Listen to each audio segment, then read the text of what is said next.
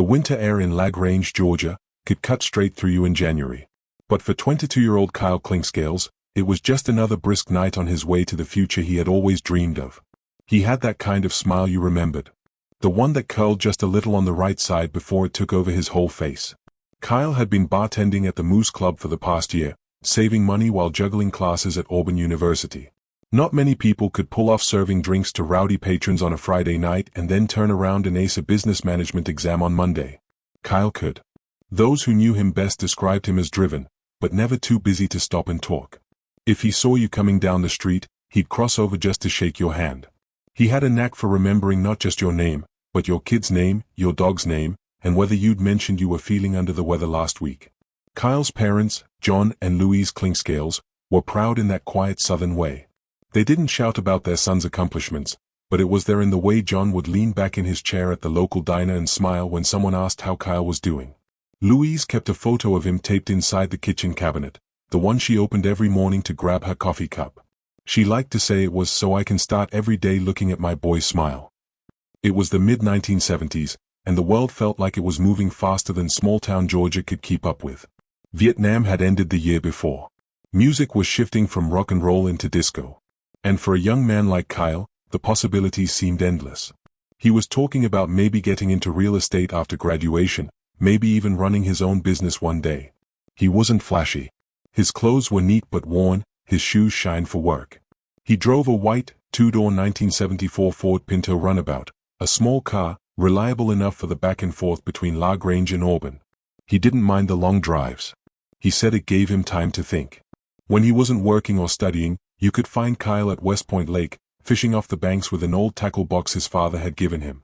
Friends remember those afternoons, Kyle sitting in a folding chair, boots dug into the dirt, a sandwich in one hand, fishing rod in the other, the water lapping gently at the shoreline. But what really stood out about Kyle was how he made people feel. A coworker once said, Kyle didn't just listen to you, he made you feel like what you were saying actually mattered. In a world where everyone seemed to be rushing, he slowed things down. That January evening in 1976, Kyle left work just after 11 p.m. He had a shift behind the bar, pouring drinks, cleaning glasses, and making sure the place stayed tidy until closing. He told co-workers he was heading back to Auburn. The route was familiar, less than an hour's drive. A quick stop at the gas station, a cigarette for the road, then Highway 18 toward the Alabama state line. But here's the thing about small towns, they remember. And LaGrange remembered Kyle Clinkscales as more than just another missing person on a list. They remembered the young man who used to help his neighbors carry groceries up steep front steps. The guy who volunteered to coach Little League even when he barely had time for himself. He was supposed to make it back to campus that night. Supposed to finish his degree. Supposed to keep chasing the life he'd been building one careful step at a time. Instead, he vanished. For his parents, the days that followed became a blur of phone calls, unanswered questions, and a gnawing fear that never let go. John drove that route over and over, pulling to the side of the road to peer into ditches, down embankments, under bridges, anywhere a small white Pinto could have gone off the road. Louise sat by the phone, afraid to leave the house in case Kyle called. Friends said the laughter left their home that week. The coffee cup with his picture stayed in the cabinet, but now it brought tears more than smiles. In a way, Kyle's absence became a presence of its own in LaGrange, a ghost that lingered at the Moose Club bar, in the quiet fishing spots, in the empty seat at holiday dinners. And as weeks turned into months, and months into years, that ghost refused to fade. Hook for next chapter. On a winter night in 1976, Kyle Clinkscales got into his car and started driving toward a future he never reached. For nearly half a century, no one knew where that car, and Kyle, had gone. Until one December afternoon in 2021, when something in the muddy waters of an Alabama creek caught someone's eye. December 7, 2021. The air was cold enough to sting your lungs. In rural Chambers County, Alabama, the kind of day where the wind skims the surface of the water and leaves a chill that lingers in your bones.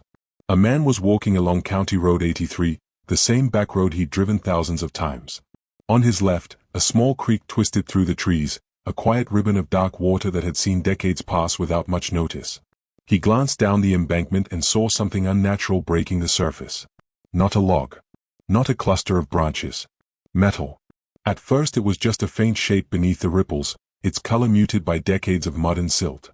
But as the light hit just right, the outline became unmistakable, the roof and windows of a car, submerged but not entirely hidden.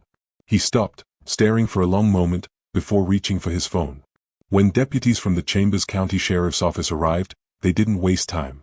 Yellow tape wasn't necessary yet. This was a retrieval, not a crime scene. At least, that's what they thought. They called in a tow truck with a heavy-duty winch, its engine grumbling in the cold. The crew backed it toward the creek bank, workers muttering about the tricky angle. Chains rattled as they were fed into the murky water, disappearing beneath the surface. The first pull strained against something stubborn, thick mud holding onto its prize after 4 to 5 years. Then, with a sudden lurch and a groan of shifting metal, the vehicle began to rise. Dark water cascaded off the roof in sheets. Clumps of algae and debris fell away, splashing back into the creek. The smell hit next, an overpowering mix of rust, wet earth, and something older, something that clung to the back of your throat. Slowly, the car cleared the water. The letters on the back panel became visible, Ford. The once white paint was mottled with brown stains, eaten away by time. The sheriff's deputies exchanged glances. The model was unmistakable, a Pinto runabout. They already knew that name. They'd all heard it before. Inside, years of sediment coated the floor. Leaves, sticks, and muck filled the footwells. And then, something else. The first bone was small, thin, almost unrecognizable to the untrained eye. Then more appeared. Dozens. Nestled in the passenger seat area, half buried in silt. One deputy crouched down and shined a flashlight into the gloom. That's when they saw it, part of a skull, smooth and pale against the dark interior. Everything changed in that instant.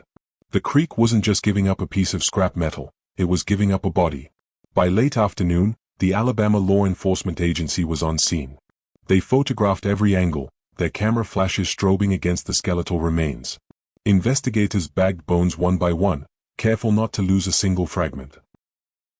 Among the debris, they found something else, a wallet. Inside, the leather stiff and water-damaged, but a driver's license was still legible. The name, Kyle Clinkscales. For the deputies who had grown up hearing the story of the missing Auburn student from LaGrange, it was like watching a ghost step out of the water. Word spread fast. In small towns, it always does. By the next morning, locals were driving past the site, slowing to look down toward the creek. Some pulled over, getting out to stand by the guardrail. They spoke in hushed voices, shaking their heads. 4 to 5 years, one man muttered. And he was right there the whole time. The remains were sent to the Georgia Bureau of Investigation for analysis. Every scrap of fabric, every scrap of metal was catalogued. The Alabama and Georgia authorities worked together, combing the site for anything that could explain how Kyle ended up in that creek. Reporters latched onto the story. Headlines flashed across the southeast. Human remains found in car linked to man missing since 1976. It was the first real development in the case in decades. But with every answer came more questions. Had Kyle simply driven off the road that January night, hidden for decades by murky water and dense brush? Or had someone made sure he never made it to Auburn? For Kyle's parents, both gone by the time the car surfaced, the news came too late to give them the closure they'd begged for all their lives. But for the community, this was the moment they'd waited nearly half a century to see. Still, there was something unsettling about the discovery. Cars don't just disappear without a trace. And if it was an accident, why hadn't anyone found it sooner? As investigators pulled Kyle's Pinto from that Alabama creek, they were already looking backward, to the frantic days in 1976 when he first vanished. And the story they would uncover in those early investigation files wasn't neat, simple, or without its share of lies. Early investigation. January 28, 1976. The day after Kyle Clinkscales failed to arrive at Auburn University, the phone call started. At first, his parents, John and Louise, thought maybe he'd stopped to stay with friends. Or maybe his Pinto had broken down somewhere along Highway 18. But by the second day, the fear had set in. John drove to the Troup County Sheriff's Office that morning, still wearing the same jacket from the night before. He explained to the deputy at the front desk that his son had left LaGrange late the previous night and never made it back to campus. Within hours, deputies were retracing Kyle's route. They drove the winding stretch of highway toward the Alabama state line, scanning ditches, tree lines, and creek beds. There was no sign of skid marks, no broken guardrails, no scattered debris. One detective, Robert Bobby Matthews, later recalled, "We expected to find a crash site within an hour. A kid drives off late at night, maybe he's tired, maybe he swerves, those accidents happen. But there was nothing. Just, nothing. They checked with Auburn campus police. Kyle hadn't attended classes. He hadn't been seen at his apartment. His friends said they had no idea where he could be. By the end of the week, the search widened. Helicopters flew over rural stretches of land between LaGrange and Auburn. Volunteers walked the wooded areas along the route. Boats dragged portions of West Point Lake, just in case. But there was no Pinto. No Kyle. Early theories began to take shape. Some investigators thought he might have been the victim of foul play, robbery, maybe. Others clung to the accident theory, even without evidence. And then, the rumors started. One man, Jimmy L. Jones, came forward claiming to have overheard a conversation about Kyle's fate. According to Jones, Kyle had been killed after an argument at a bar and his body disposed of. The details were murky, inconsistent, and changed each time he repeated them. Investigators chased the lead, questioning people Jones named. One supposed witness swore they saw Kyle arguing with two men in a parking lot that night. Another claimed he'd been taken out to a remote area and buried. But every time police tried to corroborate the accounts, the trail collapsed. Detective Matthews later admitted, "We spent months chasing ghosts, stories built on stories. Every time we thought we had something solid, it crumbled." By the summer of 1976, tips had slowed. The media coverage faded, replaced by newer headlines. For John and Louise, it felt like watching their son's memory slip away from public view. Still, a handful of officers refused to let go. They kept Kyle's file within arm's reach, calling other counties, re-interviewing old witnesses, and trying to spot the one detail they might have missed. In one interview, a co-worker from the Moose Club remembered Kyle leaving work in good spirits. No one mentioned any arguments or strange encounters that night. The last sighting anyone could confirm was him getting into his Pinto and pulling away from the parking lot around 11 p.m. Without a crime scene, there was no starting point. Without a starting point, every theory was just a guess. And then, another false lead pulled the investigation in a new direction. A tip that Kyle had left voluntarily, maybe running from trouble, maybe heading for a new life somewhere else. For a brief time, deputies entertained it. But it didn't fit. Kyle had left all his belongings behind at Auburn. He hadn't withdrawn from school. He hadn't even cashed his last paycheck from the bar. The truth was, in those first months, the case was like a puzzle missing too many pieces. They couldn't see the full picture, and no matter how many times they rearranged the parts, it refused to come together. By the one-year mark, the investigation had cooled. The file grew dusty, the pages filled with dead ends. And in the background, the Clinkscales family waited, hoping the phone might ring with news that would bring Kyle home. But the call never came. With no answers and no arrests, the small town of LaGrange was left to fill in the blanks themselves. And as often happens in places where everyone knows everyone, rumors became the only truth people thought they had. LaGrange was the kind of place where a new face in the diner could stir a week's worth of conversation. In 1976, it was even smaller than it is now. Everyone knew Kyle. And everyone had an opinion about what happened to him. At first, the reaction was shock. People stopped John and Louise in the aisles of Piggly Wiggly just to offer condolences, pressing their hands over theirs in that soft, wordless way Southerners sometimes do when there's nothing that can be said. Church services included prayers for Kyle's safe return. His photo hung on the bulletin board at the Moose Club, right next to flyers for Friday's fish fry and the upcoming charity dance. But as the weeks turned to months, the tone shifted. In small towns, silence breeds speculation. With no official answers, neighbors started connecting dots that may or may not have been there. One woman swore she'd seen Kyle's Pinto heading west, not south toward Auburn, the night he disappeared. Another insisted she'd heard from her cousin's boyfriend that Kyle had gotten mixed up in something he shouldn't have. In the booths at the Yellow Jacket Cafe, whispers traveled faster than the coffee could be poured. "I heard it was a bar fight." No, he owed somebody money." "Y'all are wrong. He ran off with some girl." The rumors took on lives of their own. Some were harmless theories. Others were cruel, suggesting Kyle had abandoned his family by choice. John and Louise tried to ignore them, but every fresh story felt like another small cut. Louise told a local reporter at the time, "People think they're helping when they tell you what they've heard.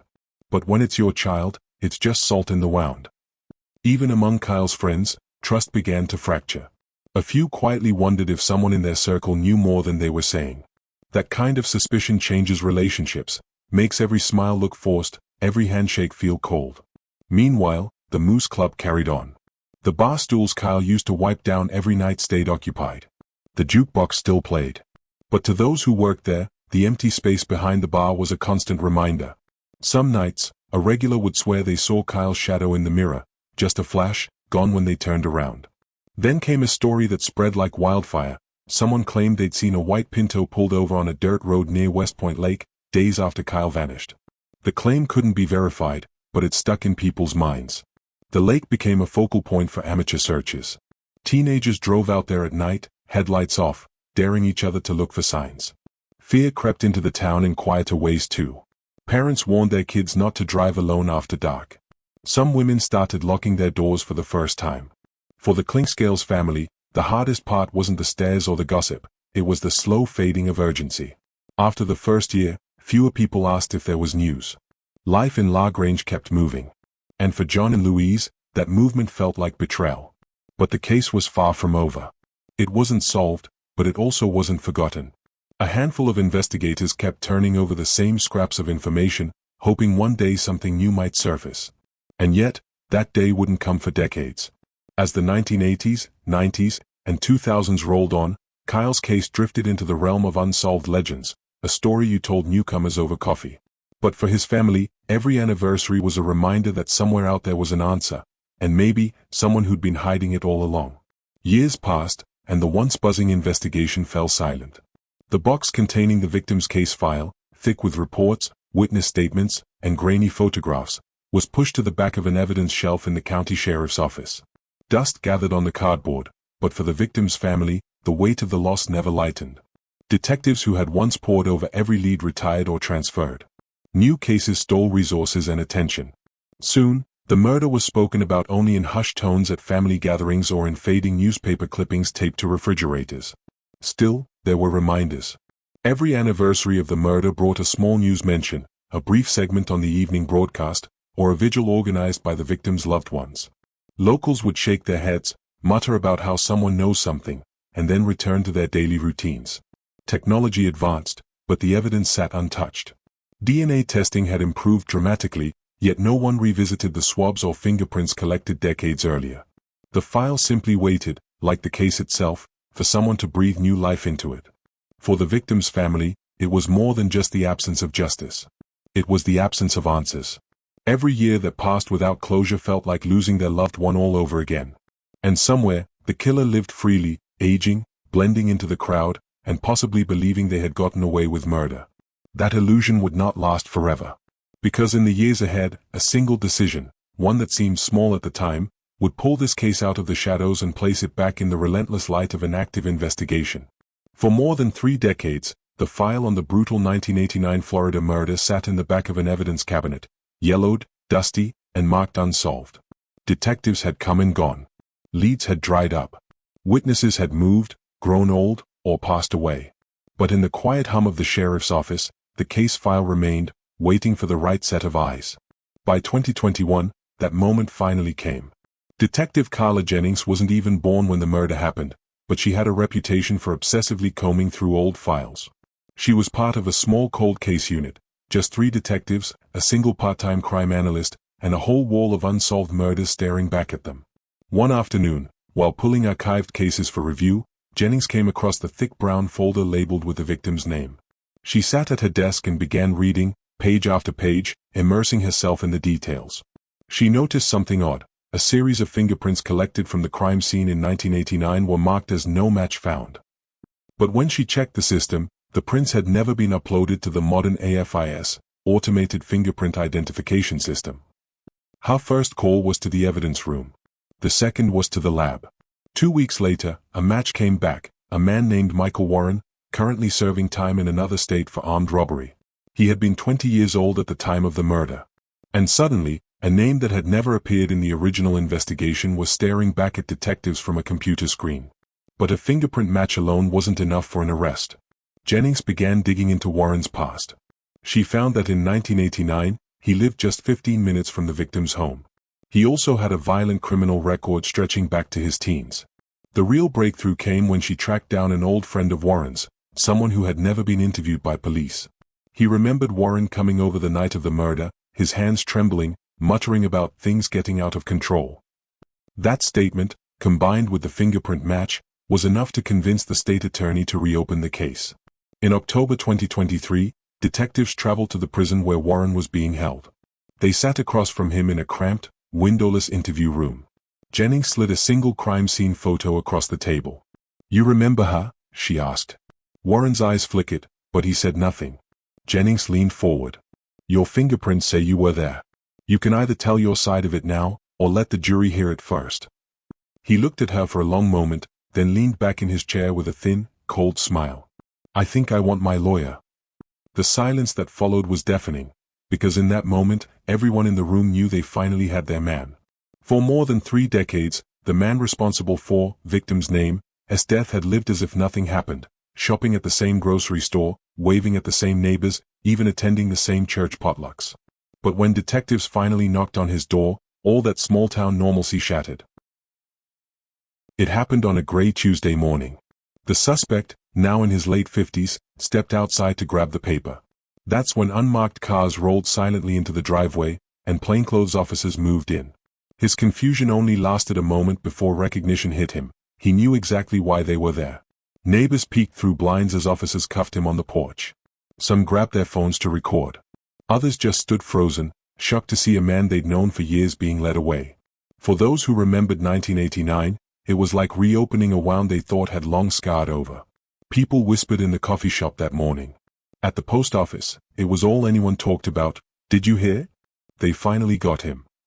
The sheriff's department released a brief statement. After a breakthrough in forensic technology, the case had been reopened, and the evidence had led them to one man. They wouldn't confirm more. But in a town this small, word spread fast. Some couldn't believe it. Others said they'd always had a feeling. For the victim's family, the arrest was both a relief and a gut punch. Relief that someone was finally being held accountable. A gut punch because it dragged them right back to the night everything changed. The suspect was booked into county jail without bail, his mugshot splashed across every local news site by evening. The headline read, "Arrest made in 1989, town name, murder." For the first time in 36 years, justice seemed possible. But as the community would soon learn, the trial ahead would dig up secrets many wished had stayed buried. The courthouse in Cedar Ridge hadn't seen a crowd like this in decades. Every pew in the gallery was filled, neighbors, old classmates, retired deputies, and reporters from 3 different states.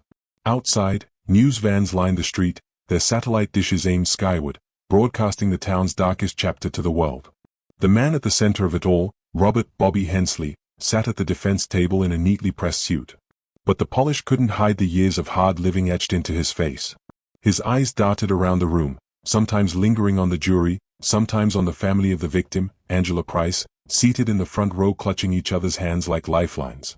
The prosecution opened with a photograph, Angela, just 22, smiling in the sunshine, taken weeks before her death. They let the image hang in the air before outlining their case. DNA recovered from beneath Angela's fingernails matched Hensley's.